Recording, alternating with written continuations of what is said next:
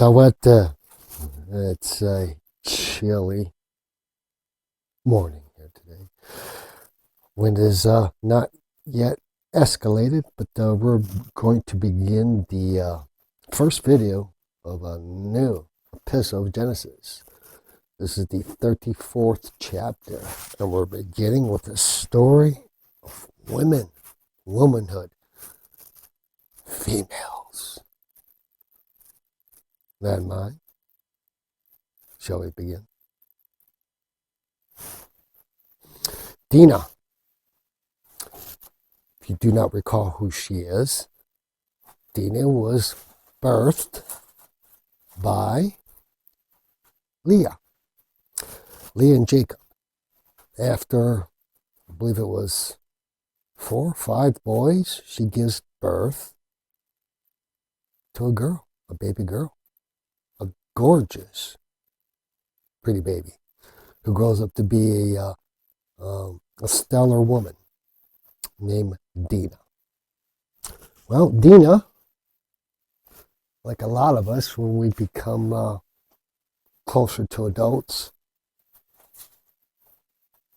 was tempted by the outside world. She wanted to see how the other women lived. And recall that Jacob found a couple cities when he came back to live with his brother in Edom.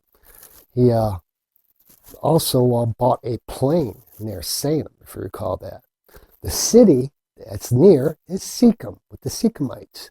This is the city, I believe, she is referring to, though Moses isn't explicit about naming it. He talks about the people later, but he's not specific on the city. So she wants to see the women of the country. Good old Dina. From Lot's wife. You remember this? Abraham? When she was fleeing Sodom. Till now, to Dina, daughter of Jacob and Leah.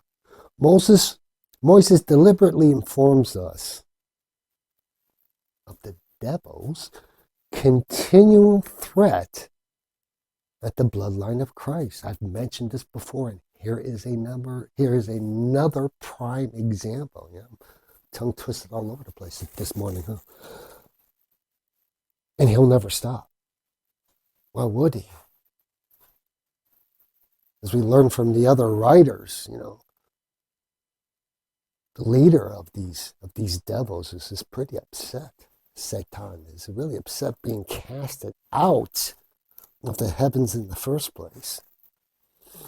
So for him to consistently make sure that God does not plant a key for mankind to return to vitam aeternam, he'll do everything he can to undermine it, to jeopardize it.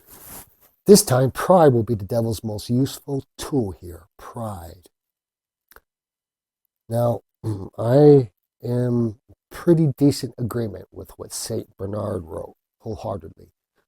And he writes this: "Oh, Dina, what need was there to see a woman of strange country?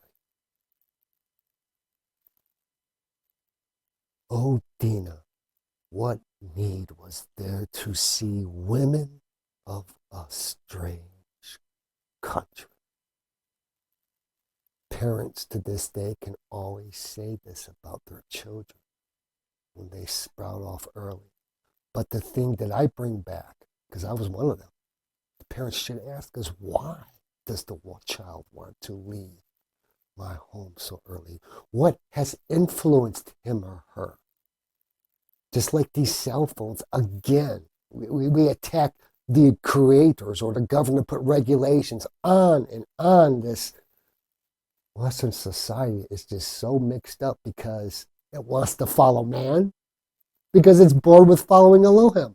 Simple as that. There's nothing to it. Elohim isn't here every day to tell us what to do, to tell us what's right or wrong, to judge us, to guide us, to give us toys. We do this all ourselves. We follow these finite illusions. That's all they are.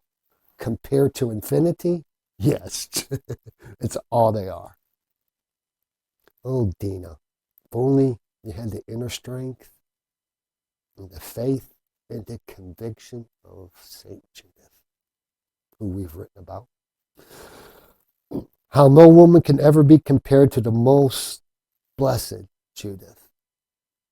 May God bless her eternally. And may any girl or woman of today pray to Judith for intercession when she finds herself lacking faith and of engaging in sloth. Let's continue. Sichem, when he had seen, he is the son of Hemor, who is a Hivite, prince of the land. Sichem, when he had seen Dina, you ever hear of this, a dad's love at first sight? My goodness, yeah. His eyes fell in love with what he saw, took her away and lay with her by force, ravishing the virgin, as Moses writes it. But his soul afterwards was just cemented to her. There was just something about this woman, Dina.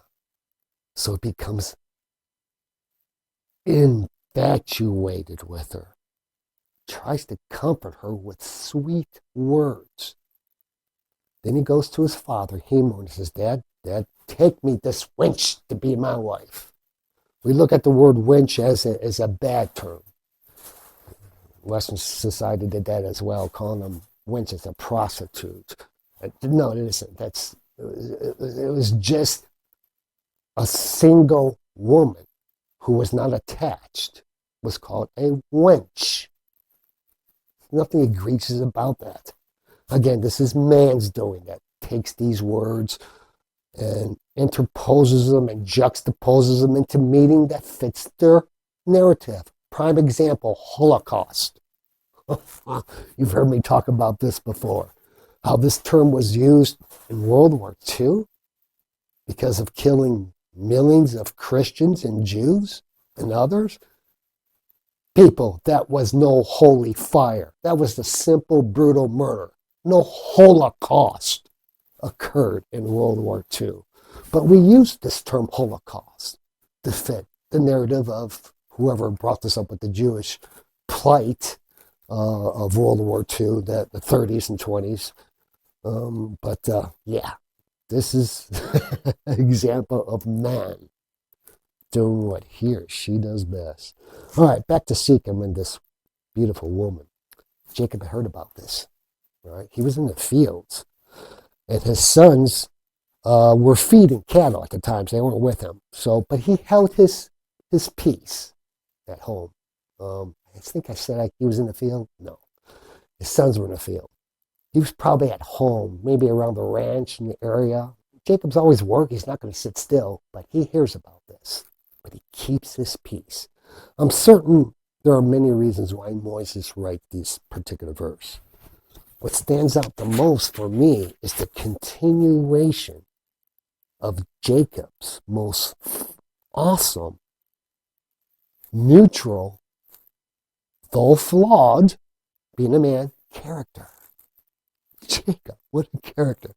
And what Jacob is displaying for all men, and fathers especially, is impeccable restraint. Truly contemplate this, fathers. If you are a father and you learned your daughter went to town against everyone's wishes and was raped and restrained, how would you react?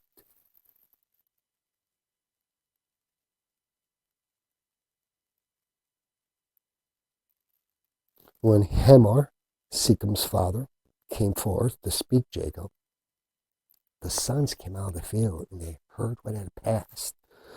And Moses writes, they were passing wrath because he had done a foul thing in Israel and committed an unlawful act in ravishing Jacob's daughter. Already this community is being called Israel. This word got out so fast. And look at how Moses is writing it. It's taking root as the sons are saying, a foul thing in Israel. Could take that to in the dad's life, or in the land. the people, community of Israel. Rape, even in the law of nature, forced sexual actions on another is not allowed no matter the circumstance. When we return, we will continue on what happens next. How do the sons react? How does Jacob finally react? How long does he hold his patience? Until then, Pax Vobis, please remember, before you engage in an act of violence against another human, know this. He or she is your sibling. Many years will have passed, and we have forgotten this. But Judgment Day, the person you hurt, you will call to attest why you harmed your fellow brother or sister.